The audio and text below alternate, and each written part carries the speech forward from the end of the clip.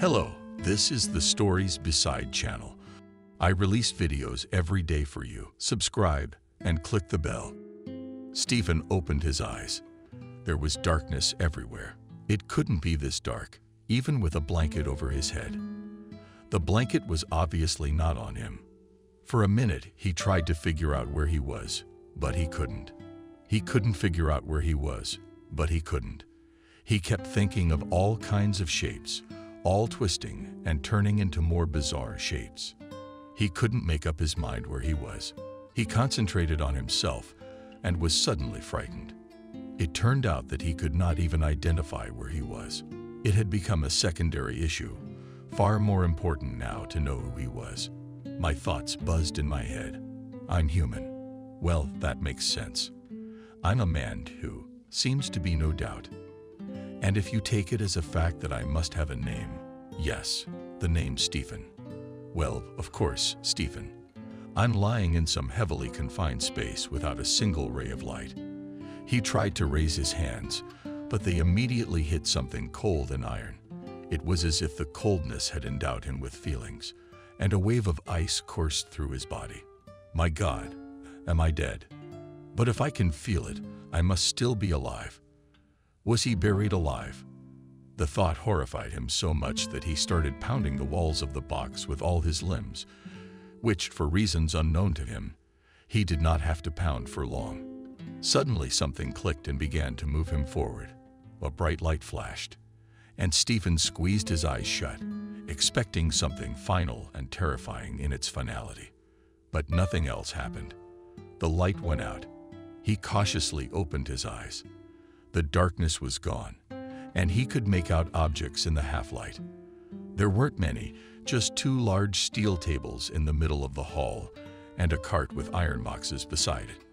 Opposite was a wall with a single door, from the threshold of which a strip of light streamed in. On the left and right were three tiers of square doors, and he was in one of them. Somehow his cell opened, and the iron tray on which he lay slid forward. It was freezing cold. Stephen was able to sit up now. His body reluctantly obeyed his wishes. He gingerly lowered his feet from the tray, touched the tiled floor, glimmering lightly with puddles of water. Stephen put his arm around his shoulders. His teeth clattered feverishly. What the hell kind of place was this? Could it be a morgue? He'd only seen pictures like this in movies. And if you believe the imagination of the decorators and directors, that's exactly what a morgue should look like. That in the center of the room, dissecting the dead in boxes, on the cart syringes, saws, scalpels and wire cutter cells, are nothing but refrigerators with corpses. But what had happened to him after all? Or was it already a post-mortem experience? Did Stephen pinch his leg? It hurts. Could it be phantom pains? Is it like people who have lost limbs? Like a hand that's physically gone, but it's itchy as hell. He finally got off the tray. He clumsily strode to the door, tapping the plastic tag tied to his big toe. The door was unlocked.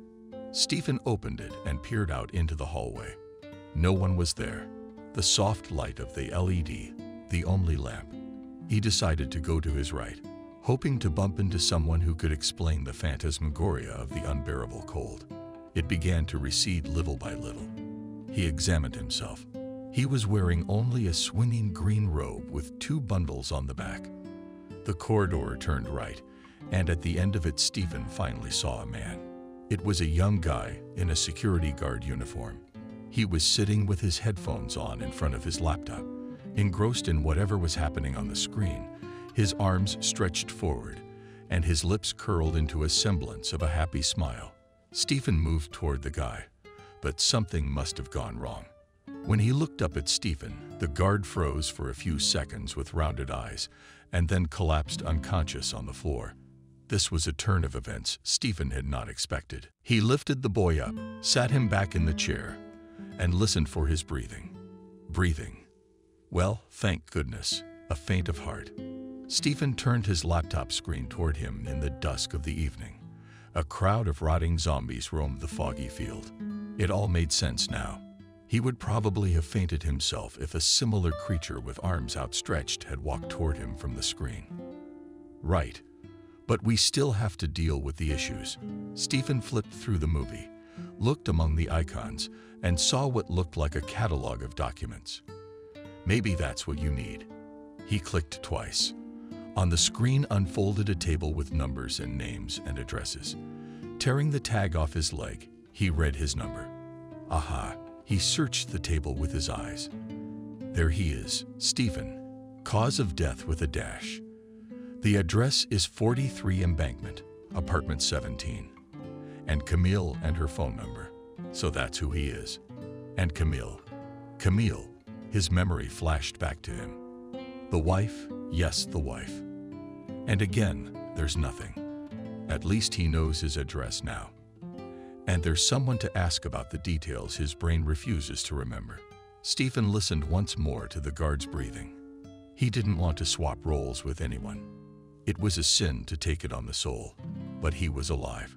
Sort of rummaging through his pockets, Stephen found his phone and wallet, ran through his contacts, found a cab, and called. I'm listening to you. A girl's voice came through on the other end. I wish I had a car, Stephen squeaked out, not recognizing himself. Where to? 43 Embankment Street to the morgue. The voice hovered for a moment. Man, after a pause, continued, slightly exasperated girl. Are you drunk? Or is it a joke with you? Miss, I am sober, and believe me, I am not inclined to make jokes. I'm in a morgue, not a distillery. What's so unusual about that? What morgue is a man in? And we have many morgues in our city in the hospital morgue. I remembered, just in time, a familiar location, a one-story building next to the building of the clinic. I see. The girl's voice lost emotion again. Confirm the call. That will be $230. Stand by. Thank you. Waiting. Stephen sighed in relief, took $300 out of the guard's wallet. In his mind, he apologized to the strange guy and headed for the exit. However, the door was locked. Of course, why keep it open? He went back to the desk again, shuffled through the drawers, found the keys, and spent a minute trying to find the right one. While he was doing this, a cab pulled up. 43 Embankment. Taking a seat in the back seat, Stephen said calmly. The chauffeur looked at him perplexedly in the mirror. Does my appearance embarrass you? Stephen asked and handed him the money. Keep the change. I've driven many things, the driver said, calming more than himself. All sorts of things happen. Let's go then, Stephen summed up. My wife was expecting me. Though it was early summer morning, walking barefoot on the wet pavement from the cab to the entrance was far from comfortable. It was good that the streets were not yet filled with people. Not even a janitor could be heard. And no one caught Stephen in this exotic form. Approaching the intercom, he dialed the number of the apartment. He had to wait a long time for an answer. Finally, his wife's sleepy and slightly irritated voice rumbled through. Yes, Camille, it's me. He recognized his wife's voice at once. Another batch of fresh memories flashed in his mind. The wedding, the white wedding dress. Drunken guests with blurred faces. Who am I? Said the wife, disgruntled. Stephen, your husband. There was a short pause. Did something rattle? Did she faint too? The man continued in an irritated voice. Are you out of your mind? Or are you joking? I'll call the police now. Camille, almost shouted Stephen. What kind of joke is that? What are you doing? Don't you recognize your husband's voice? Open up. I'll explain everything to you. Although I haven't figured it out yet. Open up, Camille, Stephen. Even through the intercom you could see that Camille was worried. Yes, it's me, Stephen. Listen, kid, I'm practically frozen naked in here. What else can I say to make you believe me? Well, you have a mole on your left breast like this. Silence. Camille, who else would know such details? Now Stephen was getting worried himself. Or could he? Camille, you said that I was your first. I proposed to you in Anapa. When we went to the sea in that cafe. What was it? I think it was Baraku. Exactly, Baraku. All right. I've agreed with you. But if it turns out to be a joke. The lock on the door clicked. Stephen rushed to the 5th floor, waiting at apartment number 17. There was no hurry to open it. Apparently, the wife was looking through the peephole. Finally, the door swung open. Stephen ran into the hallway. "Oh my God," exclaimed Camille. "How is it possible?" And rushed to hug him. "Yes. All right. You've pulled away from her, Stephen. You'll have time to cry. I just want to get in the bathtub and throw off this whole masquerade." Yeah, sure. I went into the bathroom, turned on the shower, then ran into the room, dug through the closet, got some decent clothes, remembered to bring a towel, and handed him a pile of underwear, she said. It was left over from her late husband. Stephen wagged his finger at her temple. "What dead husband? Oh, I'm so confused." Stephen threw off his undershirt, grabbed some of Camille's clothes, and stepped into the tub, the hot jets of water bringing him to his senses. Now he remembered everything, but almost everything he did not remember, only how he found himself in the morgue. The wedding was still yesterday, the 23rd of July, and today was the second day at Emily's house, at Emily's. Yes. The last thing he remembered was their goodbye at her house. John dropped them off to make arrangements for the second day. John doesn't drink at all. He'd been sober for 2 years. Stephen, near the end of the party, went all out, demanding a drink from Emily. She handed him some kind of a strange tincture, brought back from Thailand 6 months ago, still with the very real snake inside. He drank, and that was it. At this point, the whole and woke up already in the refrigerator. He looked at himself in the mirror, either so blue from a hangover or from the hardships he had endured. His head, however, didn't hurt at all, as if he hadn't had a drink last night.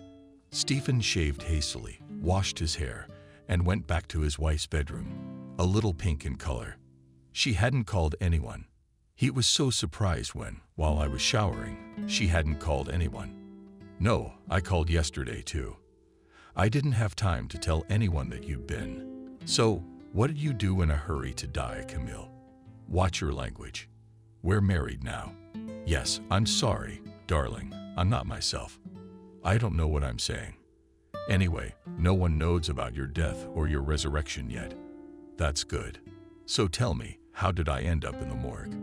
"Drove us John from Emily's house." "You took a shower?" I sobered up a little. I was about to go to bed, but I didn't make it 3 steps to the bed and collapsed on the carpet like a log. I, of course, called an ambulance right away. It took them 20 minutes, and I looked at you, all blue and not breathing, running around the room like an idiot. All God, yes, God, I'm mumbling. Anyway, they arrived, took a look at you and said it was too late. About 10 minutes later, a wagon came and loaded you up. I gave the men a bottle to look after you, and they said wait for the cops tomorrow. That means today. What time is it now? Camille looked at the cell phone, 7:30. Listen, Stephen had a hunch. Did anyone else drink that tincture Emily poured for me besides me? He came with us to Emily's, and he's alive. Are you suspicious of Emily? Do you think she wanted to poison you? I don't know what to think. I've always been as healthy as an ox. Why would I suddenly go into a coma, even if not for long? Well, it's not unheard of, is it? There's Ethan. Remember him when he helped my dad build his porch? Oh, don't do that. Stephen interrupted her now. What's Ethan got to do with it? I know me like the back of my hand in every detail. I had no reason to lose my life. So Michael's alive. Who knows? He and Robert went fishing on the lake last night. They said they had 3 days to call, and they couldn't find out. Why is that? There's never any connection there. Remember when Robert and I went on that trip? We couldn't get a hold of anybody. Yeah, I remember some of it. Some of it's foggy in my head. But I think if anything had happened, Robert would have found a way to contact the outside world by now. I'll call his wife later. We'll do that. But just don't tell anybody about me yet. Are you up to something? I'm gonna go see my aunt and talk to her. She's had a quirk her whole life, hasn't she? What kind of quirk? The kind of writer. She's in the back of the country for 6 months at a time. And then for half a year, she's hermit in her house with her phones off. She writes good novels, though I haven't read them. I don't know. So you won't find her at home even now. Why not? It's her second day to celebrate. We were going to. But she said that in the morning leaves for Cambodia, and the ticket has long been bought. And unattended in the house we are strictly forbidden. Oh boy. Stephen got upset. I do not remember it, but I will go anyway. Maybe I'll see him again. What should I do? Is your wife excited? Don't do anything yet. Cancel the second day. Tell her I'm very ill. They took me to the regional hospital. Something like that. And don't forget to call your wife. I got an old cell phone that's in your mom's name. I'll get it. I'll call you around noon. Why not your own? The cops are coming. I told them not to say anything either. I don't know. Yesterday they took me to the morgue, and this morning I was crying bitterly for my husband. My God, Camille, poked my face in my hands. I can't lie. You're a grieving widow. You're not going to be asked. All right. I flew the vegetable garden, reaching the garage. Stephen started his old car and took the country roads. Got to the highway that was the drive to Emily's house. It was about 15 minutes. Leaving the car on a hillside overgrown with young poplars and spruces. He walked about 300 meters, trying not to be seen by anyone. Most of the houses in the area were used as summer homes.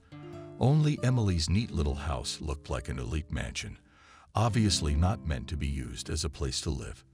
Better yet, not just live here, but announce it loudly to the jealous and the onlookers. Stephen came in from the rear. He got to the door and rang it. Silence. Knocked. There was no movement inside, so he didn't make it in time after all. Well, maybe it was for the best. As a child, my mother had often sent Stephen to Emily's house, sometimes even for the whole summer, if that was the season of her retreat. Emily was not noted for her lively conversation, immersed in her creativity. She hastily cooked breakfast and lunch, each time forgetting that there was also dinner, and then disappeared back into her office. So Stephen spent most of his time on his own, and he was not upset by his loneliness and lack of dinners. He enjoyed the freedom he was given and left his surroundings to his faces. With all the fervor of a child, he imagined himself as a prisoner of the If Castle, or as Captain Vlad, thrown by a monstrous storm onto a deserted island. He was fine here. The house, despite its modest, by the standards of such buildings, seemed to him a huge, full of mysteries rooms, zigzags, mazes and monsters waiting for an inexperienced Chinese in every dark corner. Maybe it was by the power of his imagination that he went to Emily. Or maybe it is inherent in all children. He didn't know that yet, because he and Camille didn't want to think about their own children yet. They decided to live a couple more years for themselves, get into character, so to speak, and build up the family fat. Knowing the secrets of the house like the back of his hand, Stephen made his way to the back. There was a small outhouse where she kept her gardening tools, all sorts of pickles and barrels of vegetables. Emily herself had never gardened. Perhaps when she was young she had thought about it. That's why she bought all this junk, which ended up being unnecessary. Inside the outhouse was a secret passage into a separate room that Stephen had made his pirate tortuge 15 years before. Everything outlandish and nobody wanted but him. He would stack in that secret place by lighting a kerosene lamp in the evenings. He would take an old crutch, once found in the attic, and stroll around with a stern look. Among his treasures, he imagined himself a lonely John Silver. If Emily had known that he used matches and kerosene in the closet, that crutch would have come in handy as an instrument of punishment. But no one knew about this place, lost in the design drawings. No one except Evelyn. She was a couple of years younger than him. She used to hang out here until the stars were out. Stephen would tell her stories of distant tropical lands, of the battles in which his brave sailors had boarded British ships, of the tropical heat among angry baboons and hungry hyenas. Evelyn listened to his tales with her mouth open, and then they kissed in a youthful, naive, and inept way. but with the kind of sincerity that adults could only dream of. But it wasn't the right time for him to start reminiscing. Stephen frowned and shook his head, shaking off the cobwebs of the visions that had captivated him. We must act. On the door of the outhouse hung the same lock Stephen remembered well from his childhood. Emily had apparently abandoned her inventory and hadn't come in here once since. There was one thing about this lock that only Stephen knew. If you pressed the shackle and then pulled down sharply, the lock would open without the help of the key. He couldn't do it the first time. He lost his old knack, but the second time, the lock gave way. The door settled slightly, so Stephen managed to open it only halfway in the semi-darkness, hitting the rake with his shovel, fumbled for the hidden door. And now he was in the house, and he listened.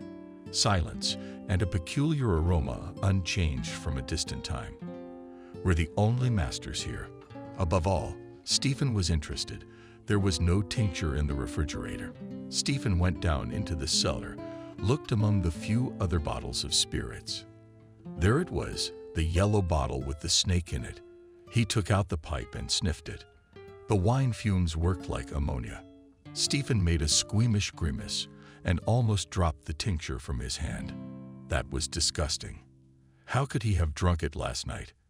It's the kind without poisons that'd blow any big guy away. He'd have to take a little of it somewhere for analysis.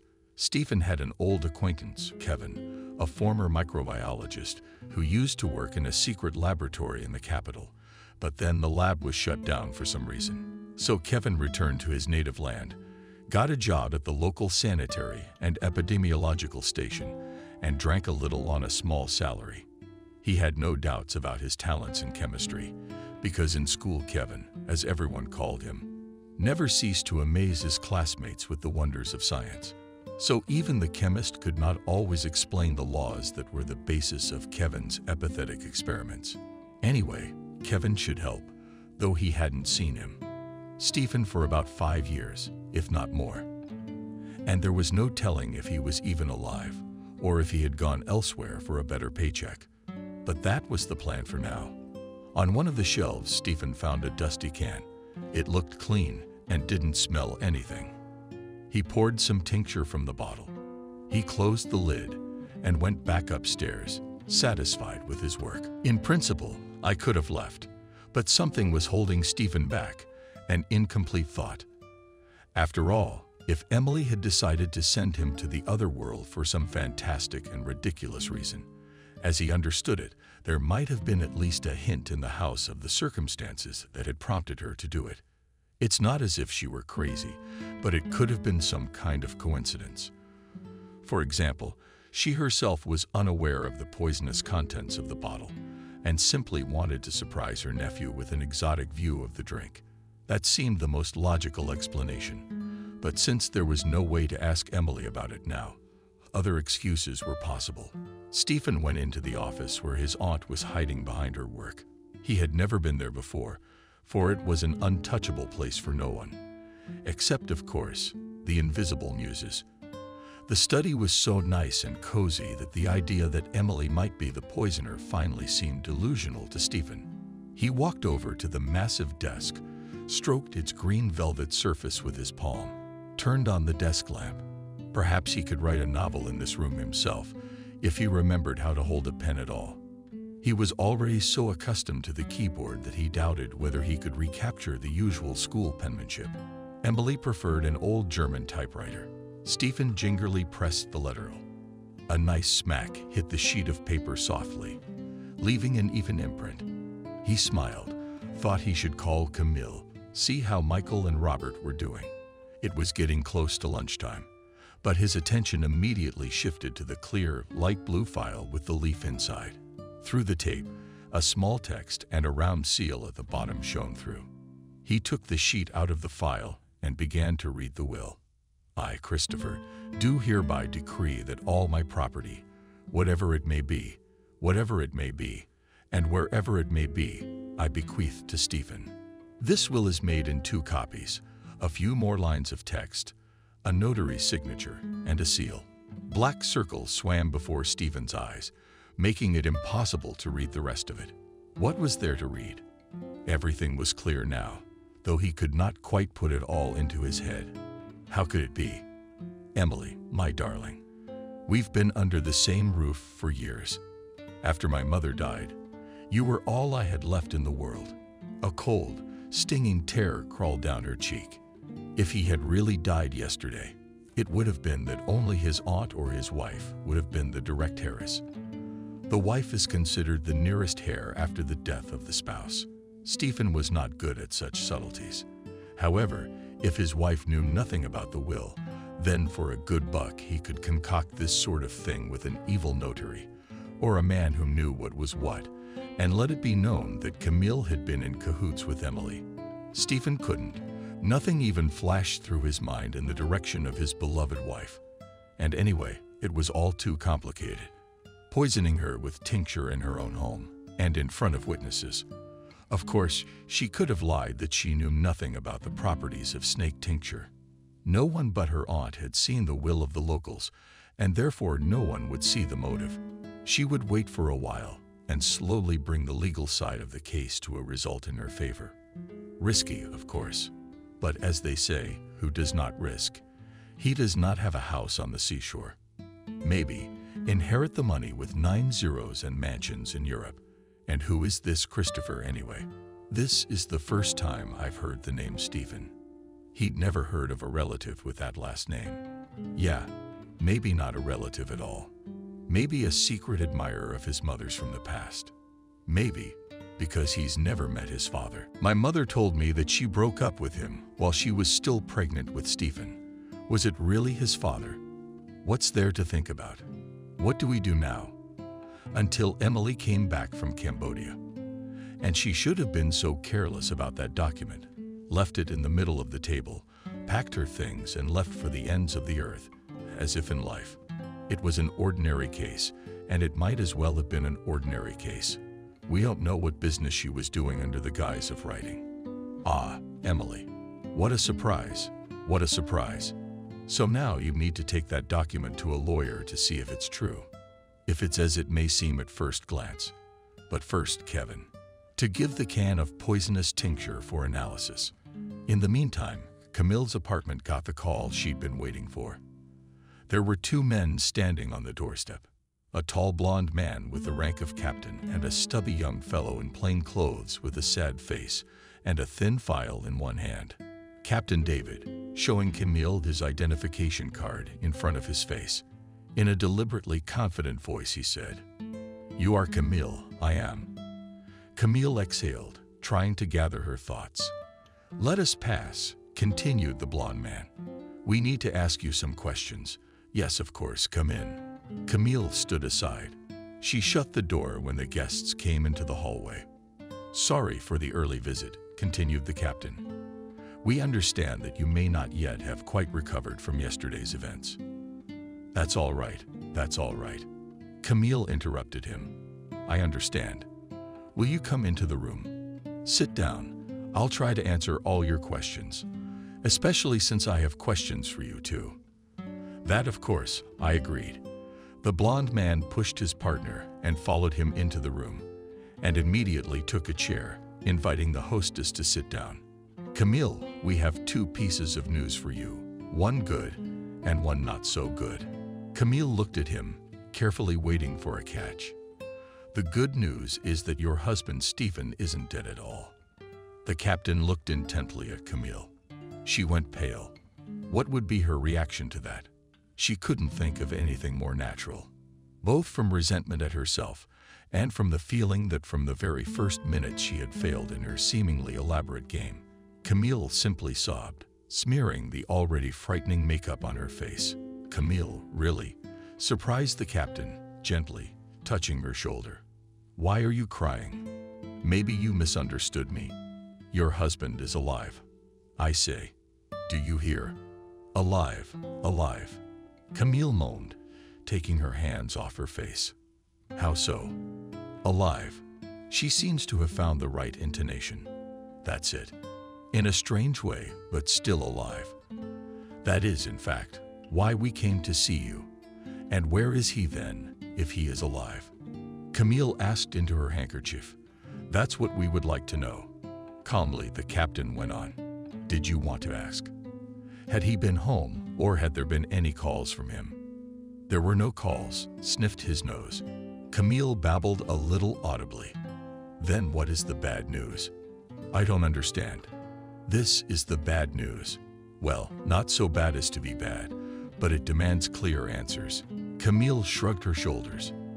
You know, back when it was just getting light, there was one strange call. So lively was the captain. His partner took out his notebook and prepared to write something down, but not on the phone. Camille continued the call. The intercom rang. I asked who it was. I was told I was stupid. Camille was about to start crying again, but thought it might be too much. They told me it was Stephen. You know, I was nervous. There was a wedding, an ambulance, and it wasn't my husband's voice at all. The man was drunk. Maybe one of the guests, I thought, was joking, not knowing yet that Stephen was lying in the morgue. But I didn't want to explain anything, and I had no desire to see anyone. I told the man to go fuck himself and turned off the intercom. And that's probably what Stephen was calling about. At that second, the cell phone rang. Camille flinched and reached for the phone. Captain David held up her hand. Let me know who's calling. Trying to sound as soft as possible, he asked. Camille shrugged her shoulders again. The captain looked at the screen. It indicated Mother. He nodded approvingly and handed the phone to Camille Mom. Camille carried the phone to her ear. It's okay, Mom. Don't worry. I'm holding on. Yes, I'm fine. Robert got Robert's wife on the phone. She says she hasn't had any calls from Robert. Yeah, Mammy, I'll call you back later. There's an investigator here to see me, and I'm not comfortable right now. Okay, bye. Why didn't you tell your mother that your husband is alive? The captain asked. May I have the case? Maybe something secret. Mimicking the surprised look, Camille asked. Why not? It's not like he's a criminal or anything. He just disappeared for no apparent reason. Anyway, I leave you my contact. The captain put a business card on the table. If you have any news, you'll be sure to call me anytime. The captain stood up and put on his blonde hair. The cap bowed slightly and headed for the exit. His partner followed him. Camille closed the door behind her guests, exhaled all her accumulated tension, and squatted right there in the corridor. She must have been able to cope with her role with a solid 4. There were no Stephen contacts in her beloved mother's phone, except for her mother-in-law and Camille. Kevin had to go to Kevin's house, hoping to find him at his place of work. Stephen felt like a criminal, or at least an American spy, even though he had done nothing illegal except leave the morgue without asking. Even if they caught him this minute, what could they charge him with? They would accuse him of stealing a hospital gown, of causing the security guard to faint, of moving around the city in an indecent manner. Still, common sense was giving way in his case to an intuitive conviction that the best thing to do for now was to stay away from any unwanted encounters. Stephen was lucky. He didn't even have to enter the building. As soon as he pulled up, stopping at the crosswalk, he bumped right into Kevin. He had just gotten off work and was waiting for a traffic light to cross the street. He was a little disheveled. Stephen honked his horn and waved, drawing Kevin's attention. Kevin, hi, Stephen said hurriedly, getting out of the car. I know. Hello, Stephen. Sure you do. Listen, I've been hearing all kinds of rumors about you. You get in. Let me give you a ride. Where do you want it? We'll talk on the way. Kevin was quick-witted, like he'd been in school before. So he was quick-witted. He jumped into the front seat just as the yellow light came on. Stephen gave his foot down on the gas pedal. Where are you going? Stephen asked. I'm going home. But you don't have to. No one is waiting for me there. I can just go for a ride with you without purpose. What are you doing home so early from work? It's just after lunch.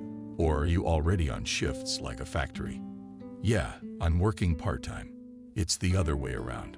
Either cut the hours or cut the people, but it's not hard to cut. But then it's a problem to find the right specialists. For a salary like that, You'd have to dig through all kinds of contagion. Do you know what kind of animals we have to deal with? What do you mean? Do you know how much contamination is in the food? Kevin clarified. They don't say that on TV so they don't scare people. You might stop eating it all today. You see how thin I am. Yeah, I noticed that. You think I drink? No, I don't really decontaminate myself once a month, a kind of chemotherapy. I don't need to talk about the hell out of work. What about you? Just heard today that you're going to the next world right after the wedding. And you, I see, are alive and well. Stephen laughed. The rumors of my death are greatly exaggerated. People make up all sorts of things. You can touch me alive. I was just on my way to work. I left my phone and contacts at home. I got a thing for you. Something to do with chemistry. That's right. Stephen confirmed it. I don't know any other experts in the field. Yeah, I'm not the same guy I was at the institute. I'm more of a lab guy now. That's exactly what I need tests for. Yeah, Stephen turned into an alley and stopped at some store. So he took a jar of tincture out of the glove compartment. You can check the composition for urine. Lekka seemed hesitant to take the vial from Stephen. Don't be afraid. Stephen reassured him. It's not a 40-degree tincture of foreign urine. Yesterday we drank it alive, as you can see. But I would like to know the exact composition, essential oils, organic inclusions, everything in detail, especially the poisons. Okay, Kevin agreed. Would you at least put it in a bag or something? Yeah, Stephen said. Took a bag from the floor near the back seats, packed the can in it, and handed it to Kevin again. You can do it, no problem. Kevin, though unenthusiastic, finally took the jar when he needed the results. And how long can the analysis take, if on the minimum, but carefully? 2 days. 3, at the most. 4. Okay, how much do I owe you? Nothing. Come on, Stephen. Even though we haven't seen each other for a long time, you haven't stopped being my comrade. I'll do my best, as a tribute to our past. I see you haven't changed a bit, Stephen summed up, and shook Kevin's hand firmly. So where do you want me to take you? I'll take you home now. If you don't mind my taking the tests, just give me your number. I'll call you after I drop Kevin off. Stephen went in search of a lawyer. Looking for one in his own town was, of course, a dangerous business, in the sense that rumors of inheritance spread quickly. He died yesterday, and Kevin knows about it today. It's not a small town, but a lot of people know each other in one way or another. But time was short. All the offices would close at 5 o'clock, and I couldn't wait till tomorrow. No patience and no chance. Time was not on his side. He stumbled upon one of the offices as soon as he turned off the alley onto the avenue. A stout man of about 45 introduced himself as Charles. They exchanged the ritualistic pleasantries. At last they got down to the heart of the matter. He spun the will, panting, scrutinized it, even with a magnifying glass, raised his eyebrows in surprise. Then he carefully put the document on the table and said with a smile, "Nothing unnatural, I see. And Stephen, I presume, is you." "I am Stephen," I decided to be frank, so as not to be bogged down by the need to compose myself by stroking my palms. The lawyer said, "Just a minute, I'll check the database," and he stared at his computer, deftly wielding the keyboard. Stephen thought that maybe he should have stuck around with his will for nothing. What if there were tools with which Stephen could cheat these days? Yes, with such streamlined laws, each of which is sure to have a dozen bylaws that contradict the original meaning. Charles suddenly blew his whistle in such a way that Stephen jumped in his chair. "Scared of what?" he asked. And Christopher, it turns out, is a very respected person in the most unusual circles. "What do you mean?" "The richest man, I tell you. Do you even know what you're inheriting?" "Not really." I've only seen Christopher twice. This time, Stephen decided to lie, and both times I only know about it by hearsay. "I don't understand."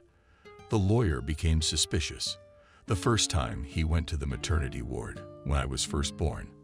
The second time, when I had an accident and was unconscious in the room he'd rented for me. Yes, you have a very strange relationship, Charles concluded. He is the owner of KAP Stroy, 3 book publishing restaurants, a chain of luxury salons in Prague, Vilnius, and Budapest. And that's not the whole list. Christopher is the rich one. Almost in a whisper, said Stephen.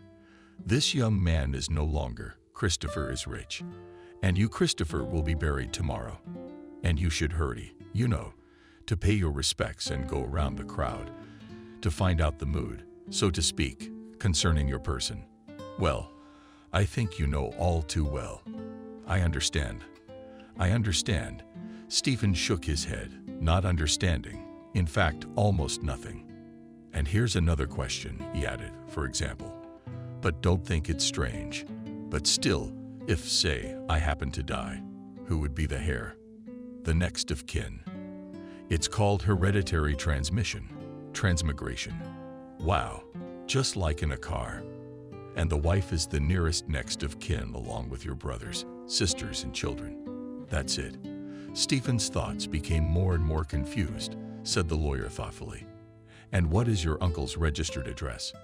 It says here that he is registered at Presnensky Embankment, House 6.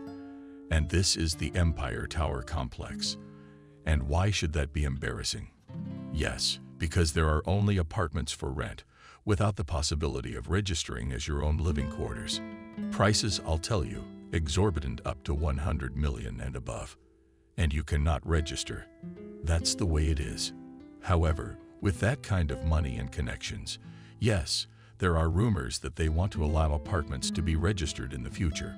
Maybe your uncle was ahead of his time. Just enough to make his life a little more comfortable. Oh, God rest his soul, of course. That, of course, yes, Stephen agreed. So you think my presence at the funeral is necessary? Of course, said the lawyer.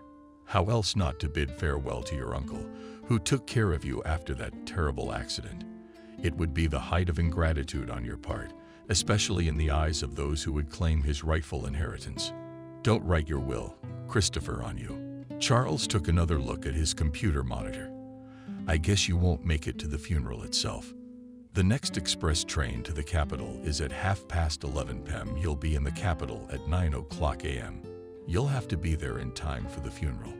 They're at Christopher's country estate. They'll be in Bresnikino. And please be careful. I don't envy you, frankly. For that kind of money, people are willing to do anything, especially if they have all the necessary means to do so. Stephen turned completely pale, realizing the dangers of his current situation. But the matter had to be brought to a conclusion. At least if the danger was more than real, he could disinherit. Not all of it, of course, but most of it. What for? What did he need all those factories and steamboats for? He knows nothing about such things anyway. He would have been happy with 10 million. Well, or say 30, yes. 30 is enough. We could even get an apartment. What should I look for in the capital? Not in the center, of course, but it's even more convenient to go mushrooming and fishing, and to think seriously about my own offspring. I have a car. I can always get to work. And fresh air is more useful for small children. What is there to do in the city center in the summer heat? Forget the capital.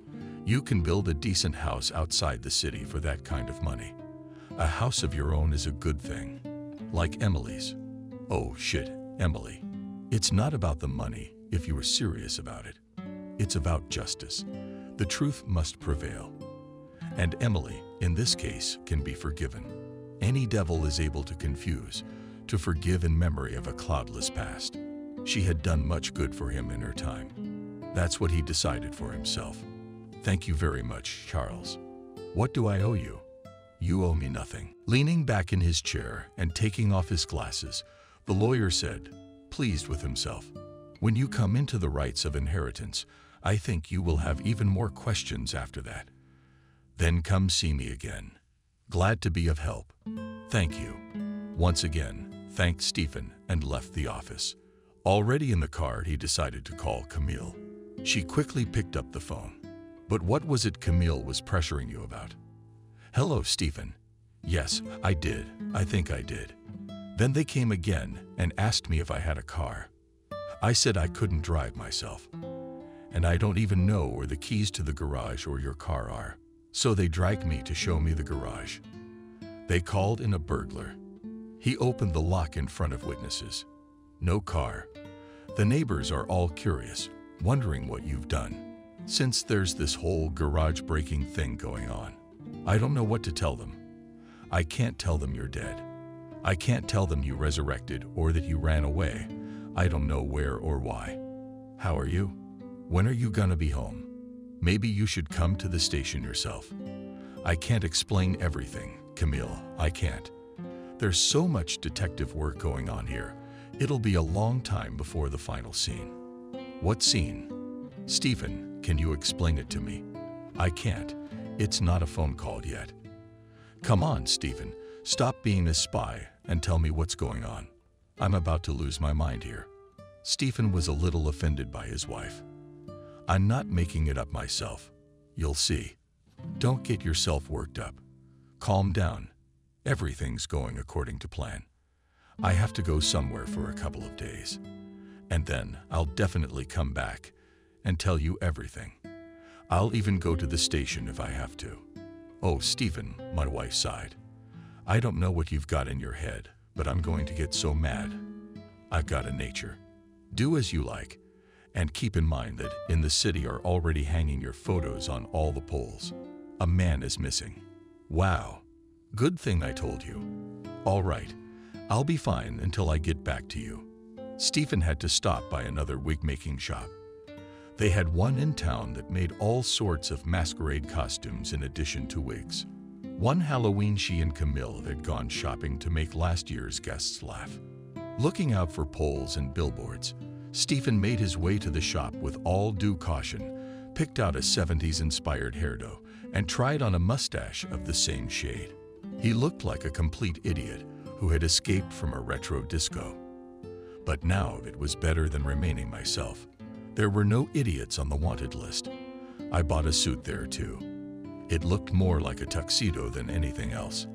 He put the suit neatly in a bag for now. No one paid any attention to him in the queue to the railway ticket office, either from a sudden dislike for the indifferent crowd or from a sense of grandeur from the thoughts of impending wealth. But Stephen did not want to take a plane ticket, not even in a compartment. He bought himself one neighbor's suite. He could still bear it now, especially since it was only a one-night trip to the capital. The only money left in his wallet was for the return trip from the capital and some more for contingencies. Tiredness came over him all at once. As soon as he entered his compartment, his neighbor was a pretty girl of about 25 who was reading a thick book and showed no signs of curiosity. And well, if it turned out to be a man, he would have had to make some kind of conversation one way or another. I didn't feel like talking about anything. My legs were humming, my head was pounding, my thoughts were jumbling, and Stephen could not concentrate on anything in particular. He went to the bathroom, washed his clothes, undressed while the girl also went somewhere, lay down, and in a second forgot himself in a deep, restless sleep, interrupted only by the jolts and clatter of cars at infrequent stops. Stephen woke up as suddenly as he had fallen asleep the night before. The first thing he saw in front of him was a girl who, with her hands folded in her lap and not moving gingerly, was looking at him. It was clear from everything that she had never gone to bed. This did not surprise Stephen, for, putting himself in her place, he imagined things more clearly. The wig was off his head and his mustache was half off. What would you expect if you found yourself standing next to him in the middle of the night in a confined space? Anything could happen, of course. But the picture, however, was not so much ominous as ambiguous. "Oh," said Stephen, fixing his wig. "Good morning. Excuse me, don't think anything bad. I'm on my way to a film shoot. I was getting into character last night. I guess I fell asleep," he blurted out. The first thing that came to his mind was to explain himself to you yesterday. "Yes, you frightened me," the girl said in a low voice. "What kind of movie stiliad you play in a retro project?" "The working title of the picture, Daddy." "My God, She raised the volume a little, splashing her hands. What just do not come up with now? Nostalgia for the past. And do not say all, as if lost his mind. My name is William, by the way. I couldn't stop myself. Stephen lied again. I'm Wendy. Nice to meet you. Are you the lead or what? What is it? Stephen took off his mustache, took off his wig, and combed his hair. Maybe they'll cut my scene altogether. But I try to take it seriously anyway. You're right. I'm studying to be a part-time screenwriter too. I'm on my way to take the exam. I'm going back home tonight. That's how surprised Stephen looked. What year are you in? 4th year. That's great. Can't you at least write a decent script? I mean, it's just a lot of junk films. Who wrote the script for your movie? I don't know. I was only given a few episodes with my text. That's a pity. But I'll definitely watch it when your film comes out. You'll see in a year and a half. I think it will.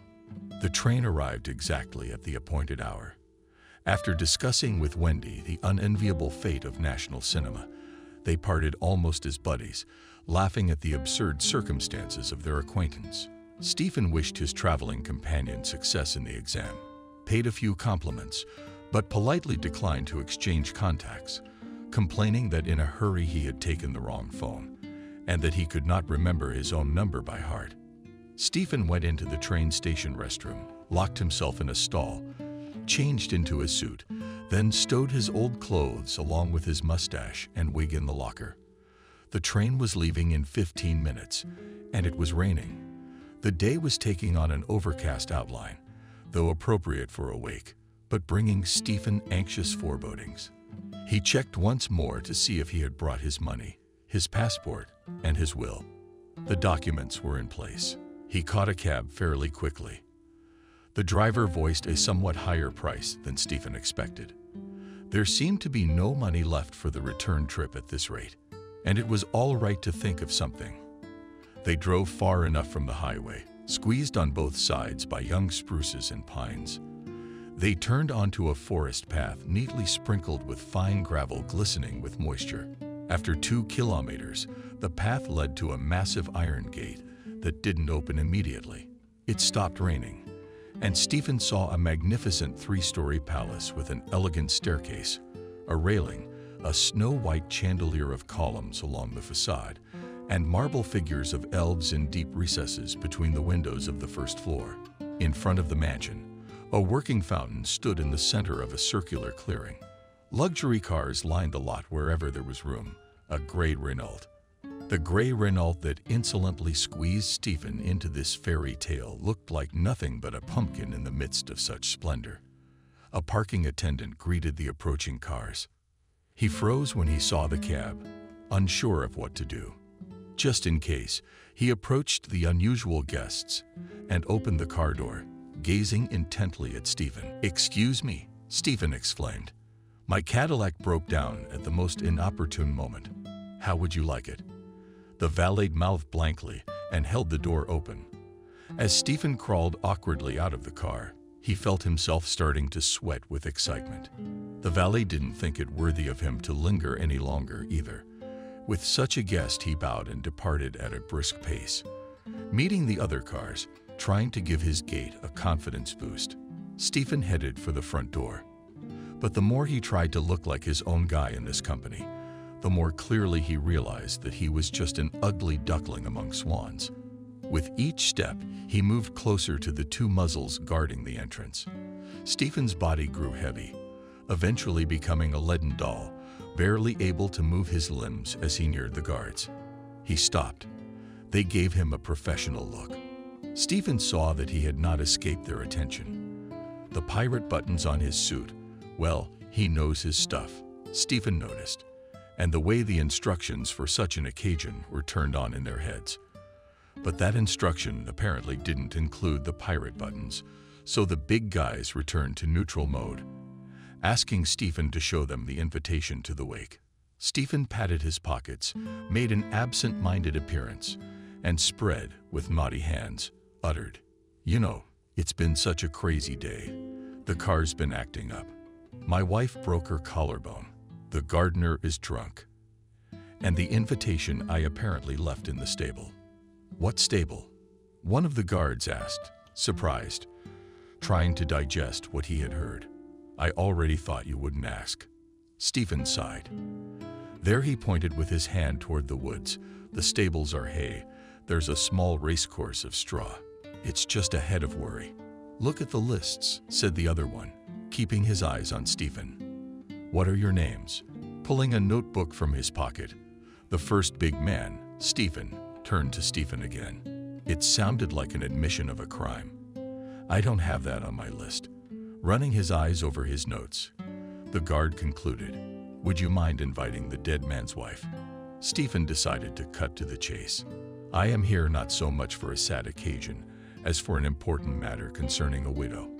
This is not a good time for an audience, young man, strictly remarked the first one. I understand, Stephen agreed.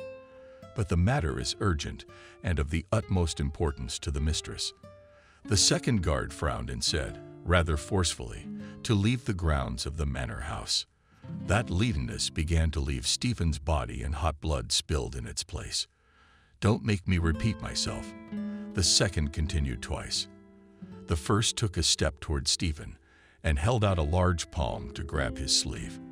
What on earth do you think you're doing? Stephen was sincerely indignant. Go and fetch the widow at once. What right have you to keep me out? Yes, I have, I might say. But the men were already dragging him down the stairs by his arms. Get your paws off me. You know what you are. You're fired. I'll make it so no one will even hire you as a kindergarten guard. The rare guests of the latecomers to the wake watched the whole thing with interest. But Stephen noticed nothing, filled entirely with noble indignation. Perhaps, of course, he would not fire these assholes when he became master of the manor. After all, everyone recognized him as an undesirable element, and such pros should be treasured. But he'll definitely take their salaries away for a couple of months, or even 3 months for sure. There you go. But no sooner had they reached the fountain than an elegant young lady in a black luxurious dress and with a glass of champagne appeared on the stairs. What on earth is going on? In a confident, booming voice, she asked. The guards turned around and dragged Stephen back up the stairs. 5 feet from the lady they stopped, still holding the unforgotten guest by the shoulders. She told me to let him go, didn't she? What do you want? Young man, forgive me, trying to calm his indignation, muttered Stephen. First of all, my sincere condolences. Then the lady said calmly and took a sip from her glass. And then Stephen was there, reaching into the inner pocket of his jacket to pull out a will. But the guard stopped his movement calmly. Let the man explain himself. Don't make any sudden movements, the first guard warned. Stephen cautiously pulled a leaf out of his pocket. Charles took it, sniffed it, unfolded it, but did not read it. Leaving Stephen, he went up to the lady and handed her the piece of paper. She wouldn't even touch it. She just ran her eyes over it carefully, smiled, gave Stephen a brief, contemptuous look. She said something softly to Charles, and he ran with the document into the house. And who are you, Stephen? With an obvious sneer in your voice, asked the Stephen lady angrily. Stephen replied, so you're not a punk. You're not a madman. You're not a clown who's lost his circus. You're just a regular Stephen who owns this entire estate and all my late husband's business. Is that what it is? Stephen didn't expect the widow to be a young beauty. He thought he'd find an older, staid lady here. Yeah, in a bonnet with knitting needles in her twisted fingers. Young, of course. How could she not be? The commodity empire suggests just that sort of spouse. So it is, Stephen replied. The document says it all in black and white. I only wanted to talk to you. I admit that there might be some mistake, but that's why I'm here, to get to the bottom of it. Why treat me so indecently? I'm an honest man, and I didn't have any ulterior motives. That you had no ulterior motives is perfectly acceptable, the lady agreed, continuing to smile mockingly. I just don't understand the depth of your knavate. How could you believe all this and convince yourself that it wasn't someone's bluff? Not even 100%. That's not how it works, young man. That's not how things work. Forgive me, but anyone who understands the nature of these things would consider you either a clown or an idiot. Stephen was silent, not quite sure what kind of things this lady was talking about. He wanted to say something else stupid. But at that second, Charles ran out of the house with the will and whispered something in the mistress' ear. She smiled even more. "You see," she said, "I took your document quite seriously and even diverted my lawyer from the event. And now, Stephen, you may go free. My people will find out who you really are. And keep in mind, you better end up a fool who has been misled by someone else." And the lady started tearing up the will into little pieces. "What on earth are you doing?" Stephen was indignant. He tried to escape from the other's clinging embrace, but Charles came down the stairs quickly, and the massive colored print on his fist was the last frame that was followed by complete darkness. He woke up in the train on the lower shelf of the parlor compartment. When he opened his eyes, he found Wendy, whom he knew, sitting on the next seat across from him, gazing at him with the same attention as he had received that morning. "Déjà vu," Stephen muttered. Tried to rise, but he felt a sharp pain in the back of his head and dropped his head back onto the pillow. "I see," said Wendy. Something had gone wrong. Things had gone wrong on the set, Stephen confirmed, trying to come up with another story. The director was too demanding. He thought the fight should look natural, and I got beaten up badly. I don't even remember anything. I hardly recognized you. You're wearing a weird disco, nightclub kind of costume." And that was Stephen looking at the blood-stained suit. It was supposed to be a masquerade party, and you were Dracula. Stephen grinned and groaned in pain again. This time, it was in his broken nose. "They didn't tell me. Maybe the shadow of Hamlet's father. You are ridiculous. Oh, I'm sorry, that was an unfortunate compliment on my part. Maybe you could use some analgenum." Wendy took a pack of pills out of her purse, poured a glass of mineral water, and handed it all to Stephen. He struggled to get himself into a sitting position, took a pill, and thanked Wendy. "And how are you doing?" he asked. "I got a B. That's okay. I didn't sleep last night. I thought it would be worse. It's morning now." "Morning. We'll be there soon. I hope you slept well last night, like a dead woman." Wendy grinned. "I'm used to you. I can't imagine you any different. How did I get here in the first place? Two big men dragged you in, didn't they?" So Stephen rummaged through his pockets. His wallet and money, his cell phone and passport were in the place of the old clothes with the gift and the mustache. So it stayed in the locker. But that's okay. Now the main thing is to get to my aunt. I've got to get myself more or less cleaned up at home and call Kevin. Maybe the tests were ready, though he'd been talking for 2 or 3 days, but it was probably just him. Kevin opened the car door and stood staring at Stephen for a second. Stephen, he didn't immediately recognize him. "You don't look like yourself. Who did this to you?" "You sit down. Don't talk about me. I had an unfortunate conversation with an old acquaintance of mine. She's tough on you." Kevin sat down in the front seat and slammed the door. "Don't be afraid," Stephen added. "It's got nothing to do with the case I asked you about. She won't hurt you." That's very reassuring. Kevin was really worried. "What about the tests?"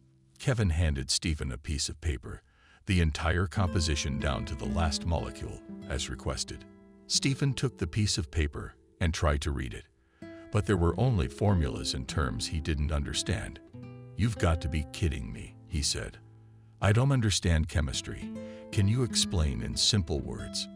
"Well, yes," said Kevin. "Come on, now he's got his glasses on.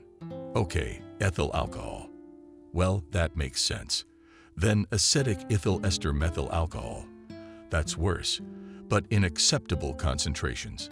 Then acetic methyl ether, respectively formic ethyl ether, acetic aldehyde, and some fragments of animal origin, which looks kind of weird for alcohol. Something from the reptile family, apparently. I've heard that in the East, they put snakes and alcohol as a lure for unsophisticated tourists. Yeah, that's right. That's what happened. There was a snake floating in the bottle. Well, you could poison yourself to death with a bouquet like that. I don't think so. There were no poisons in particular. Unless, of course, alcohol itself is a poison. It's all about the quantity. It could also be an allergic reaction to one of the ingredients. Allergies are no joke. You could go into a coma from tactical shock. The thing is, Stephen said with his hands on the steering wheel at length, a coma, you say, can happen from a single shot. Maybe an allergy. It works in small quantities for half an hour too. Thank you, Kevin. I owe you one. That's good information. Don't forget to call me, Kevin said, holding out his hand. We'll sit somewhere. Tell me more about what's going on. That goes without saying. I'll call you when I'm done with my business. Well, it happens, buddy. Thanks again. In principle, there was nothing more he could know. He had to go home and explain to his wife what he had arranged all these adventures for, and then it was up to him. The tincture was more or less cleared up. It probably was. He was allergic to foreign snakes, but Emily had no way of knowing that because he himself knew nothing about it. The only thing left to explain was the strange will. Stephen quickly drove home, put the car in the garage, went up to the landing, and was about to open the door of his apartment. When he heard that his wife was not alone inside, he could clearly distinguish Emily's voice. What were they talking about? It was impossible to make out, but they were talking excitedly, as if they were arguing about something. Stephen confidently unlocked the door, closed it behind him loudly, and went into the room without taking his shoes off. The women were dumbfounded, staring at him in fear. "Oh my God," Camille exclaimed. "Stephen, are you starting to scare me? I'll explain it to you." Feeling himself boiling over, Stephen said loudly, "Hello, my dear Emily." "Hello, nephew." Emily answered in bewilderment. "How do you like to turn your heads so everyone can see his face more closely?" Stephen continued, "Look at that. Whose work do you think it is?" The question was clearly meant for Emily. "How should I know?" she answered. "Who else but you?" Stephen waved his arms. "And anyway, what are you doing in my house? You should be in Cambodia." Emily, from such pressure, was almost crying. As soon as I learned that you died as soon as the first flight back." "Oh, is that what the news of my death means? Flying all the way to Cambodia. God, what a strange thing you've done." That Stephen died.